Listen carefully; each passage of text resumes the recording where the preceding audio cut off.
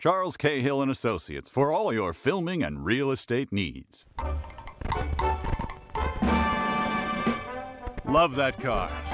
Do it now, damn it. Get down on your knees and kiss your car's ass. Our topic for...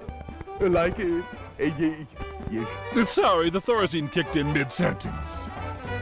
Anyway, Mr. Alfred O'Meara, whom we see here, thinks it's all God, another dead kitten. And he should know, because Alfred runs a sort of rescue service for drivers who get themselves in trouble because... But that... I tried to kill you. And here we have Exhibit B for Baxter, who is about to find out the hard way that something important has stopped working. His manhood. His brakes? No. His brakes stopped just fine. It's an early model Sheldon Cooper. First was Mr. Baxter's stop lights. Why don't you look where you're going, you undersized? This was the largest auto that I could afford. Am I therefore to be made the subject of fun? Novalax and onions! Now here is someone Mr. Baxter can stand up to, and maybe he will. Women often bear the brunt of his frustration.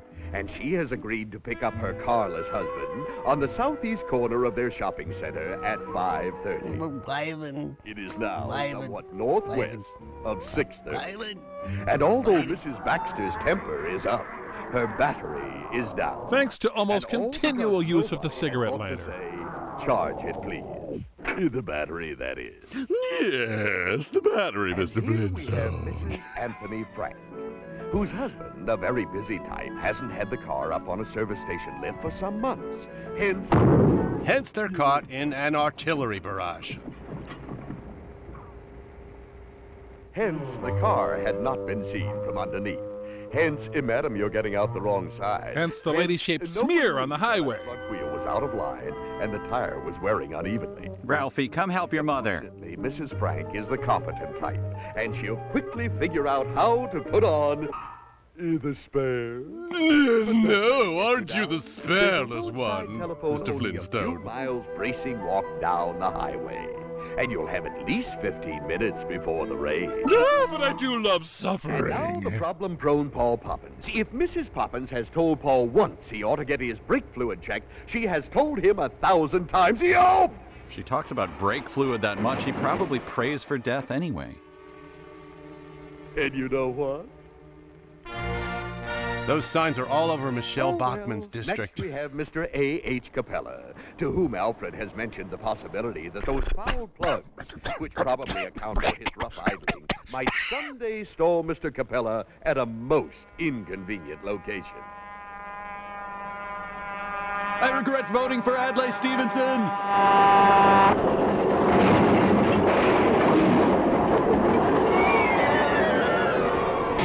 Ooh, and we derailed a train carrying chlorine gas, didn't we, Mr. Flintstone? And here, yes, Randolph Wright Jr. and Fred. We'll call him Andrew. Randy's problem is a leaky muffler, which with the engine kept running and the windows closed... Can lead to pregnancy. They were so young to go.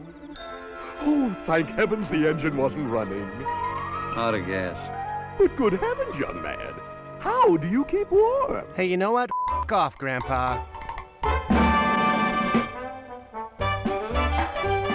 Now, regrettably, Eloise Ellison's car has been purring more like a tomcat. Spraying like one, too.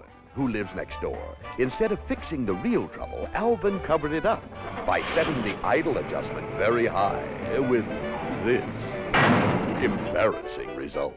It's the 60s. So, in the meantime, let's look in on Mrs. Susan Staley, who, poor girl, had her hair done only yesterday and now must stick her head into a mobile steam bath. Wow, Chinese fire drills have gotten harsh. When it was due, the boys would have spotted the worn radiator hose and replaced it before it burst. But anyway, if the pack will just stay in the car quietly while... You stay in the car? Run! The narrator sounds like a perv! Boys will be boys. But where? Hey, miss, have you seen any... I hit a wee blow. Yes. Oh, so much blood. Madam, you haven't seen 10 Cub Scouts, have you? What? I take a tincture for my runny ear. Oh, yes, the power for Mrs. Johnstone's power brakes is now foot power. And the reason is that the belts on the engine, which build the power for the power brakes, have not been tightened for some time. Cower in fear, Now, farmers another market lady. shoppers. Not you, Eloise. And not... Oh, where was I? Oh, yes, the mature ladies... Lady who, has a because of their Dr. Seuss concentration drawing on her topics head. more fascinating than fastening their seatbelts, are about to have an experience which I... Whoops! Jaywalking merit badge almost complete. Now, proper car care. Proper... He's distracted by the collective hat Life is in the car fabulousness. care right now, but I'll think of something. In the meantime... Madam, I'm looking. Yeah, that's what concerns her. The scouts will kindly rejoin the den, Mother. Miss, have you seen any Cub Scouts? Yes, they've gone Oh, feral. you're They already killed and making ate your- my dog. Well, somebody must have seen them.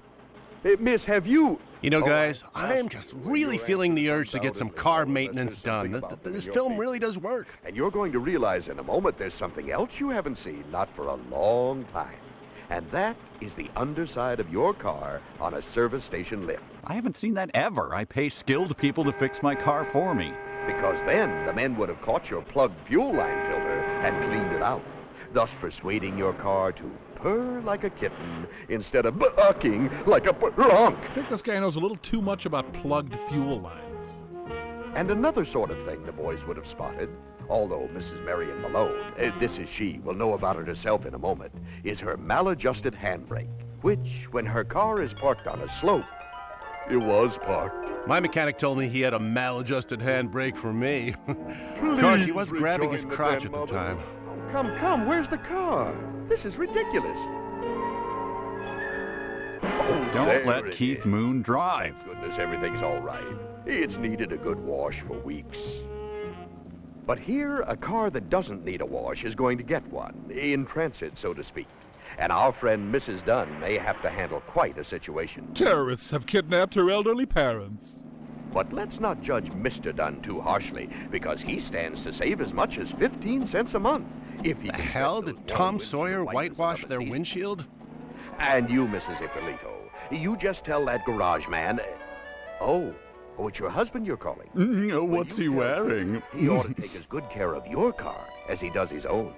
It may be better, because trouble is tougher on a wife and the children. Thus begins Cormac McCarthy's The Road. The scouts will kindly rejoin the den, Mother. Oh, about tying these good ladies into Chauffeur our car here. carriage. These broads are filthy. If they've banged half the pool boys they claim to have, oh boy, really wish you could hear instead of the ooh guy you're stuck with. It's good to give every car a lift often enough so the men have a chance to stop troubles before they happen. And say the phrase lube job with a straight Kids will be face. safer, and it's sure the way to drive your car and love it. Yeah, just give me a bag of pine tree air fresheners to huff behind the garage. The end? Okay, well, why not? I think we've wrapped up all the loose ends. Oh, did somebody say loose ends? Get out of here, you creep. Oh, yeah, that's the new car scent Papa likes. Huffing air fresheners? I don't mind if I do. Oh, yes. Oh, yes. Guys, it's over. Riff Tracks. Some movies have it coming. Riff Tracks, copyright by Riff Tracks and Legend Films. All rights reserved. Unauthorized use or duplication is prohibited.